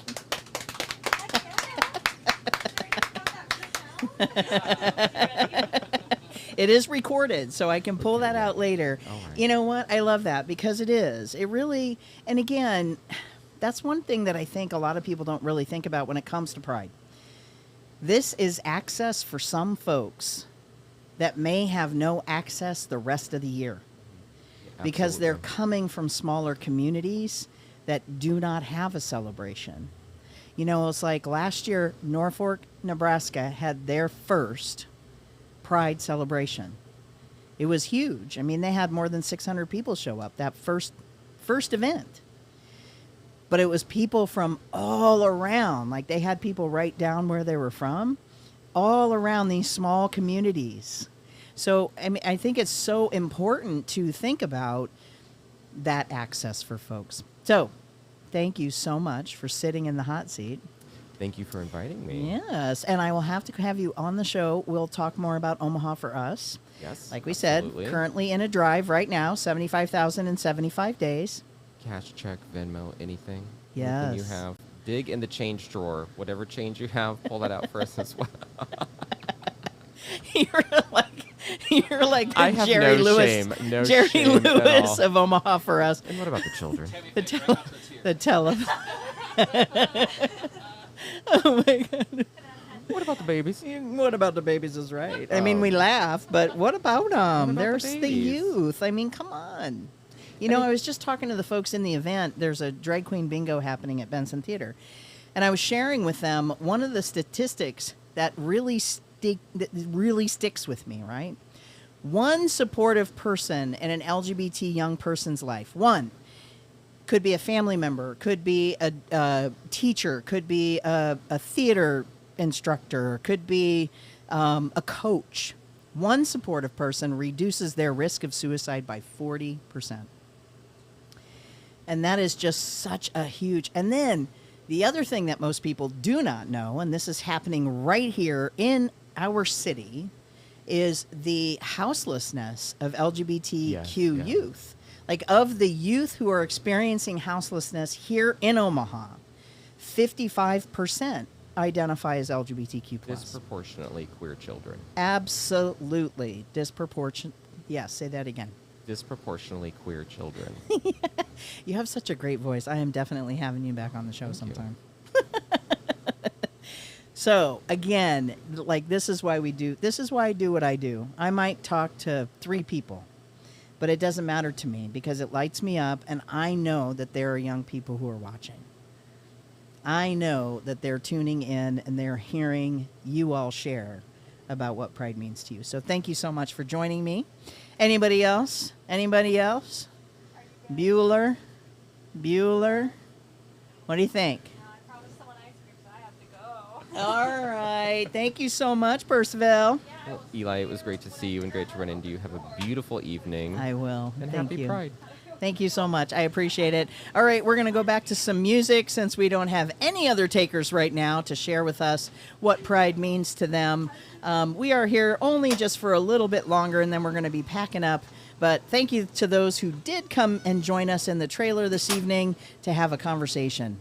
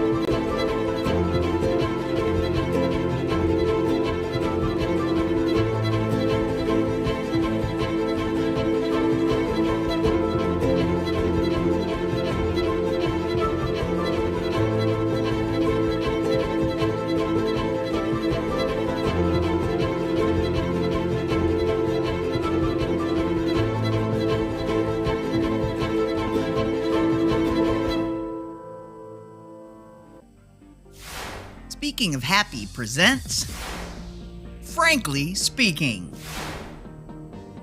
With co-hosts Eli Rigatuso, founder and queer transmasculine two-spirit of the Menominee Nation, and the lovely Avalisa Ellicott, model, public speaker, makeup fanatic, and outspoken transgender advocate. Together, we are Frankly Speaking.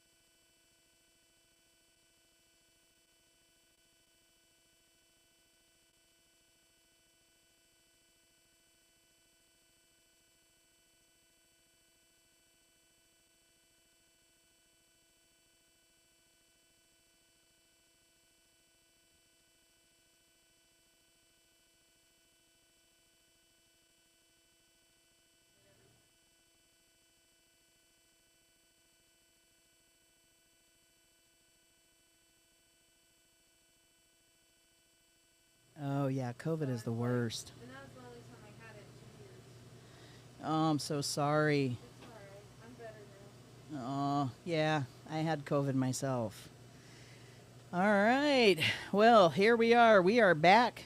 We have one more person randomly stopped in to speak to me in the Speaking of Happy Pride trailer. And so I just want to say thank you so much for stepping in. We don't want to keep you because I know you said you were waiting on a pizza. It's all good. It's all good. Yeah. So why don't you tell the folks who you are? I'm Aspen Lavoie. Okay. I'm an artist, a multimedia artist who works with glass. I publish poetry. and do a little bit of analog photography, and I work at Kaneko. Aspen, oh my God, you were going to have to come on. Speaking of happy, besides this today, I'm going to have you on my show. So I'm going to get your contact information so that we can have another conversation, because I know you got to get a pizza and we're getting ready to wrap things up here. Yeah. But Aspen has generously accepted my invitation to sit down and answer the question, what does pride mean to you? So I'm going to go ahead and let you do that.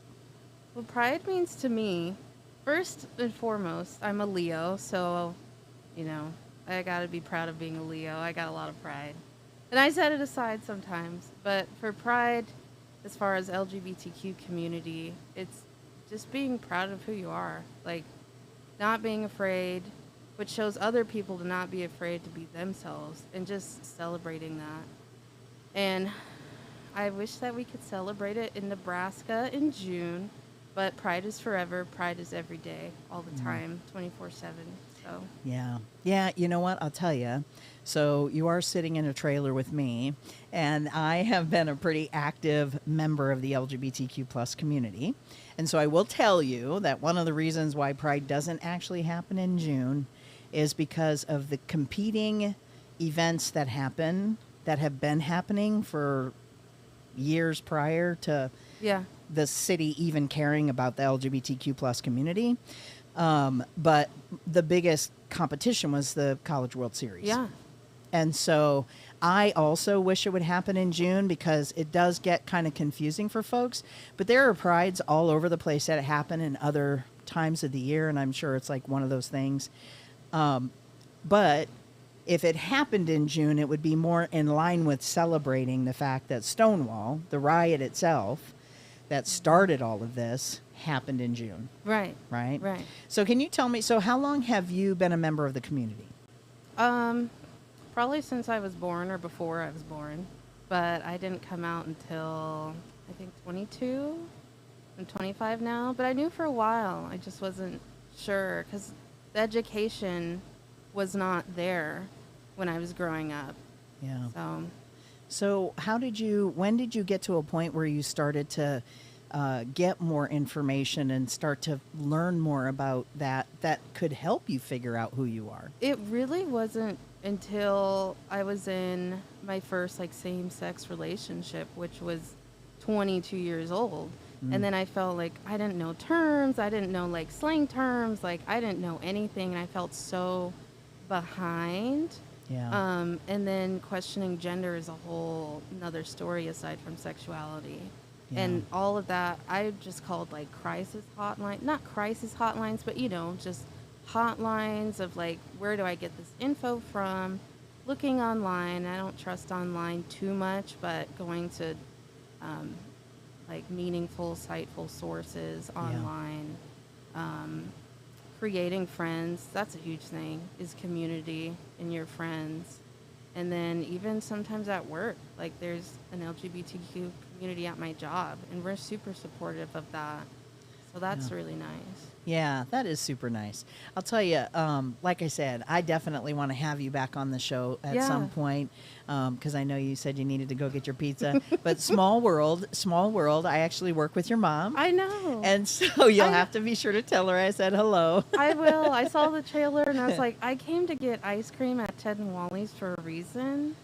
So the And- universe works. Yeah, the universe does work. So you're definitely going to be back on the show at some point. We're going to exchange information. But I do want to thank those folks who did show up this evening and have a conversation with me. Again, I am Eli Rigatuso. We've been live streaming here in the parking lot at Ted and Wally's this evening in conjunction with the event that was happening at Benson Theater, which has now ended, the Drag Queen Bingo event, which is now over.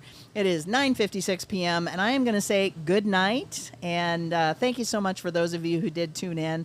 I know it was kind of a weird live stream because I did walk away from the camera a number of times just to go and get food and do some other things. But thank you so much for watching. I do appreciate y'all. Also want to thank Heartland Pride for their support of the Pride trailer. That's one of the reasons why I continue to be inspired to do some of the work that I'm doing right now. Again, Pride is happening next weekend here in Omaha, Nebraska. tune in to Speaking of Happy this Tuesday night at 8 p.m. I will be talking to folks from Heartland Pride about their event. So again, that is it for me. We are going to say a good night, and I hope you have a wonderful evening. Thank you so much.